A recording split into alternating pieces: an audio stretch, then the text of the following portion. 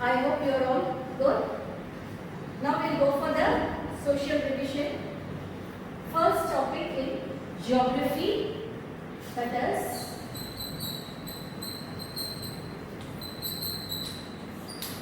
India, location, relief and drainage. We'll go for the fast recapitulation. So India the first part is the introductions, where India is the 7th position in the world and it is the second largest country in the world. And next to that it is the total area. What's the total area? The total area is 32,087 and 263 kilometers. This is what our introduction part. Then we'll now go for the next one, that is land frontier and the water frontier. Frontier is already we know there is a border. So what are the land frontier of India? India's known frontier is the Pakistan in the west and Afghanistan in the northwest, Bhutan, Nepal, China in the north and Myanmar, Bangladesh in the east. So this is the land frontier. So next is land frontier. And next, water frontier. Water frontier is, that is the area surrounded by water on 3 sides. One is Indian Ocean, that is on south, Bay of Bengal on the east and Arabian Sea in the west. This is what the land frontier and the water frontier. And then we go for the next is the India subcontinent. India subcontinent. Why India is called as subcontinent? That is, subcontinent is that it consists of all the land features. So in India we have all the land features, that is like islands, peninsula plateaus, coastal plain. So all these features India possesses, so we call it as the subcontinents. Next is location and extent. That is location, latitudinal and longitudinal locations. Latitude is 4.4 degree north and 37.6 degree north. And this is the latitudinal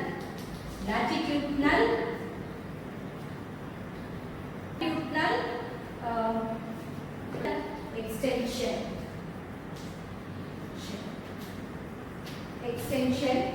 And next one is the longitudinal extension is 68 degree and 7 inches east and 97 degree 25 inches east. This is longitude extension.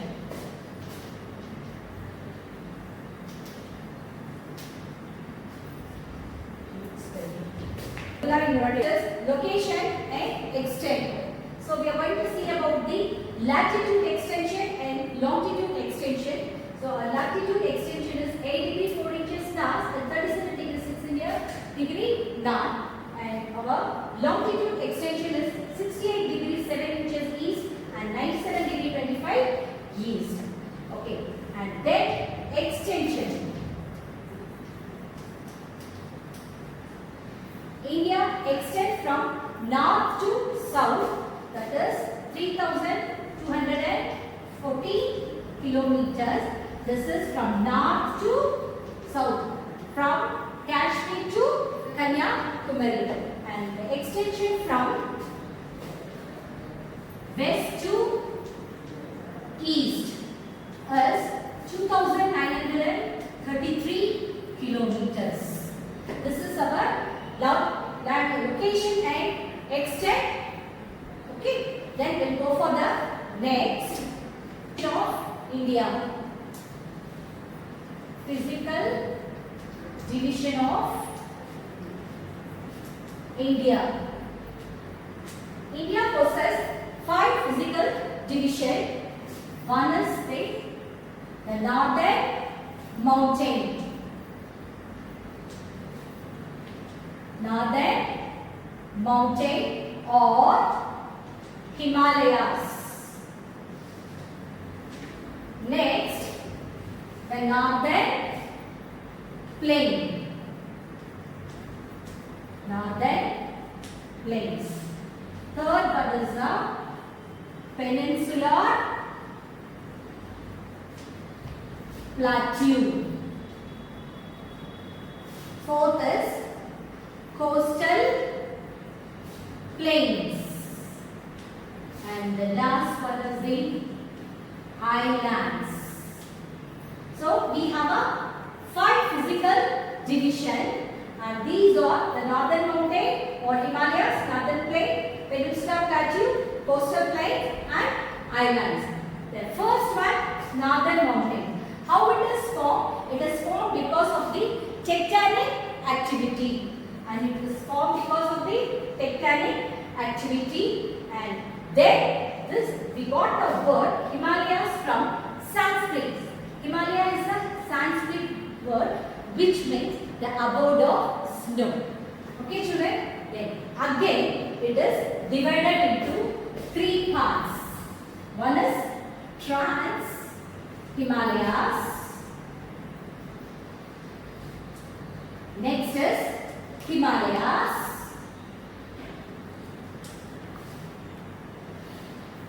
Yes. And the third one is the Eastern or Purvanchal.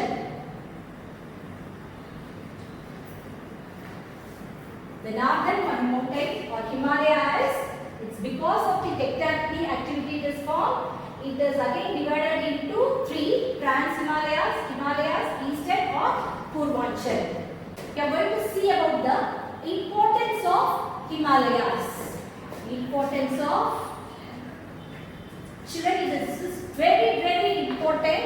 Importance of Himalayas.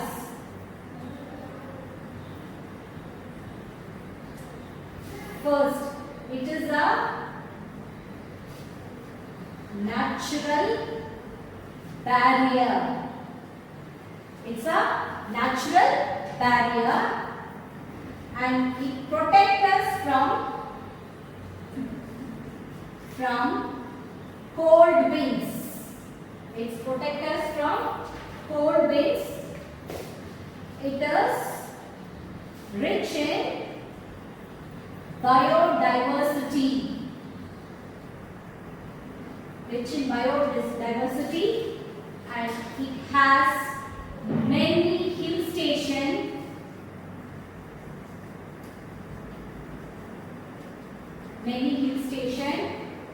And pilgrimage centers. So it's very important question, children. Importance of Himalayas. It is a natural, it acts as a natural barrier. It protects us from cold wind, and it's rich in biodiversity, and it has many hill stations and pilgrimage centers. Okay, then we'll go for the next one, northern plain. Northern plains.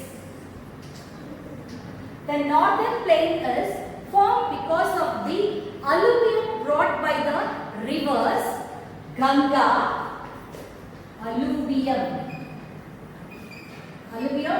brought by the rivers Ganga, Indus and Brahmaputra. So, because of this alluvium brought by these rivers, these area, northern plains, are very fertile. Okay, so the northern plains is formed because of the alluvium that brought by the rivers Ganga, Indus and Brahmaputra, and these deposits, alluvium deposits, that is divided into 5 groups. That is divided into 5 groups. First one is the Bhabar. Next one is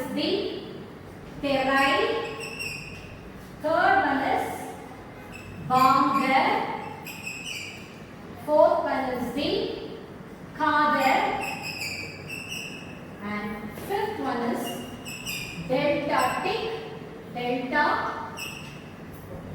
These deposits are divided into 5 groups: Barber, Terite, Banger, Khader and Delta. You know what is this? Barber? Barber is a old alluvium. Barber is a old alluvium. Khader is new alluvium. Okay children, this is the way the northern plains, why it is very fertile. Then we will move on to the next one, the Peninsular Plateau. In that, Deccan Plateau is very important. Deccan Plateau. First, it is the largest plateau in India. It is the largest plateau in India. And how it is? It is triangular in shape. It is triangular in shape. And it borders Western Ghats in west and Eastern Ghats in east and north by Satpura range. So, Peninsular Plateau, Deccan Plateau is very important in that the features are it is the largest in India and it's triangular in shape. Borders are Western Ghats in the west and Eastern Ghats in the east, and north side we have Satpura range, and it is 4 point. It is rich in minerals. Children, it is rich in minerals, and its total area is 7 lakh square kilometers. Okay, this is about the Deccan Plateau. Peninsular Plateau we have completed. Then we will go for the coastal plains. So coastal plains, easy recap: Western coastal plain, Eastern coastal plain. Where this Western coastal plain lies? It lies in the between Western Ghats and the Arabian Sea, and it lies between the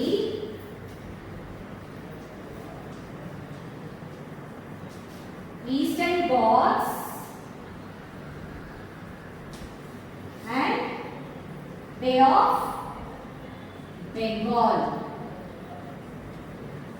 So, its capital, Western coastal plain, that is, it lies in the Western and Arabian Sea, and it lies between the Eastern Ghats and Bay of Bengal. It starts from Run of Kutch to Kanyakumari. So the Western coastal plain, where it starts from Shireen, it starts from this Run of Kutch to till Kanyakumari, its extension. So likewise, the Eastern coastal plain extends from West Bengal. It starts from the Western coastal plain starts from Run of Kutch to Kanyakumari, and Eastern coastal plain starts from West Bengal to Tamil Nadu. From here, West Bengal to Tamil Nadu, and it has sandy beaches, lagoons, mud flats, etc. And it has, that is, Eastern has regular sandy beaches. Regular sandy beaches. And the fourth important point in this is the northern portion. The northern part. The coastal plain is called as Konkan coast, and southern part is Malabar coast. Likewise, here the northern part is Northern Circle. Northern Circle, and southern part is Coromandel coast. The Indian physiography is the islands. Islands. That is, we have two islands, Andaman and Nicobar, and Lakshadweep. Lakshadweep Islands. Yes. Where Andaman and Nicobar is situated? It's situated in the Bay of Bengal. Lakshadweep is in the Arabian Sea. And we have totally in this 572 big and small islands. In the Arabian Sea, we have only 27 islands. Andaman and Nicobar capital is Port Blair. What's the children Port Blair? And here the Lakshadweep capital is Kavaratti. Kavaratti is the capital of Lakshadweep. If you take the area of the Andaman Nicobar, it is 3,214 kilometer, and it is only 132 kilometers. This is about the Andaman and Nicobar Lakshadweep Islands. Location, extension we have seen, really seen, and next is drainage. It is drained into three ways. One is, that is Indus system, Ganga system,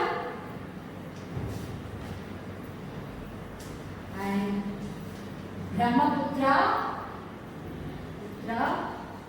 system. So the water drains in this way into three: Indus system, Ganga system, and Brahmaputra system.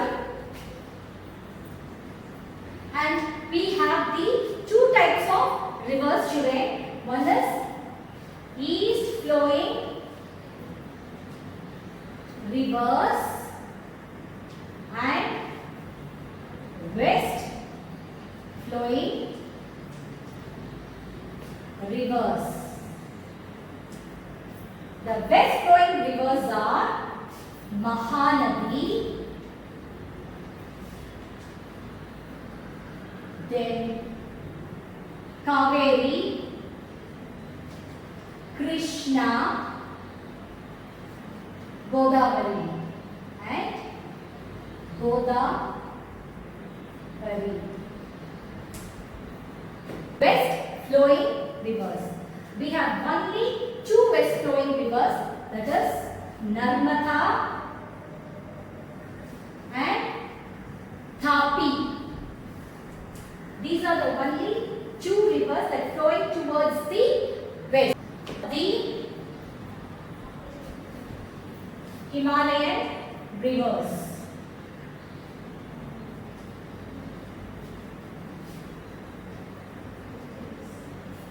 First, it is long and wide.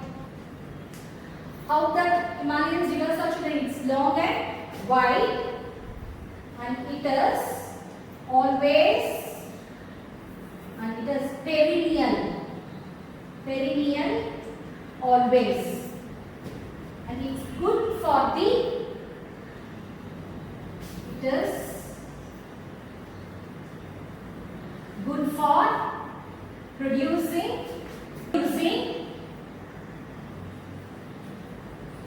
tidal power. It is good for producing tidal power. It is navigable in lower part. So these are the features of the Himalayan rivers. It starts from the Himalayas. It starts from the Himalayas. So what are the features, children? It is long and wide. It is perennial. It is good for producing tidal power. It is navigable in lower part and also in middle part. And it does start from Himalayas. We are going to see about the map work, children. We have 3 maps. One is major mountain ranges. Mountain ranges. Then major rivers. Then major plateaus. So what are the things like the mountains, the ranges we have to mark are Zanskar, Kailash, Aravalli, Western Ghats, Eastern Ghats. These you have to mark in the major mountain ranges, and if you take major rivers, Ganga, Yamuna, Godavari, Brahmaputra,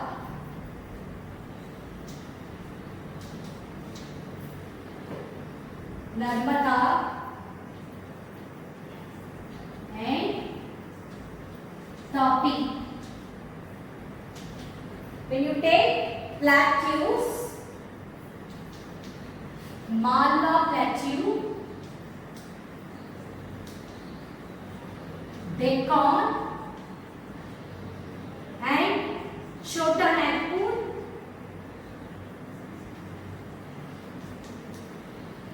Plateau. This is your map for children. You have to take the India outline map, river map, and you have to mark these important mountain ranges, rivers, and plateaus. We have seen the recap of the lesson, Geography Unit 1. So I hope you have understood. Please follow this, and you will get your test paper in this related to this chapter tomorrow. Thank you, children.